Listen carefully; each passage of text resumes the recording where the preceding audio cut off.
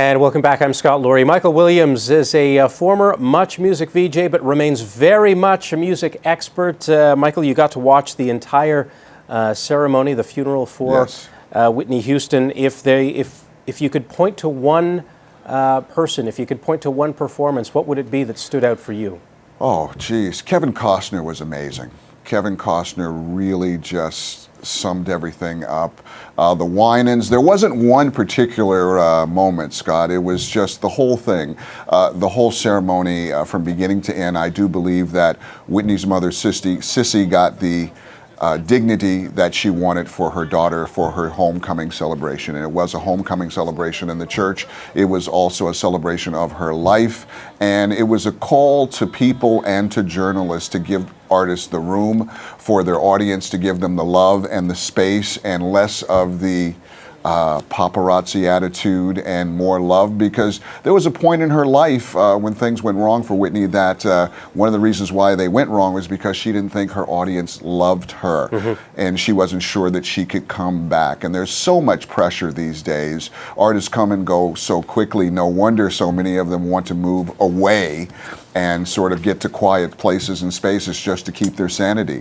Unfortunately, it all took toll on Whitney, but it was a wonderful ceremony today. It was very much so a traditional African-American homecoming celebration. She came back to the church where she started, and it was a wonderful day. I got to see a lot of people I knew there, including Kim Burrell, who's coming to town next week with Fred Hammond, one of her best friends, and a good friend of mine from the Winans family. We had BB and CC Winan, and also Marvin Winans doing the eulogy.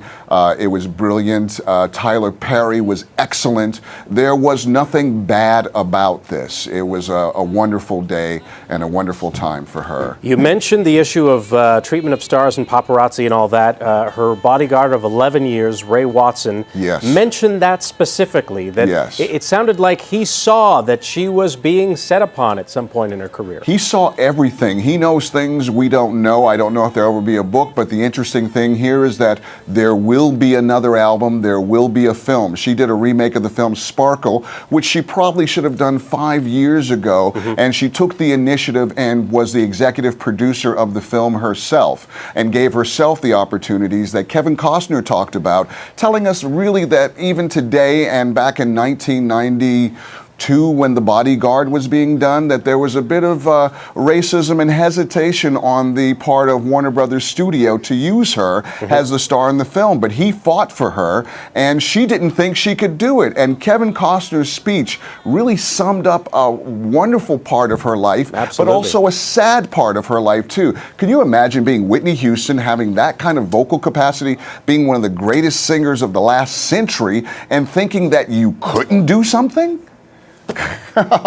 Yes, so Ray Watson was right on the money. Kevin Costner was right on the money.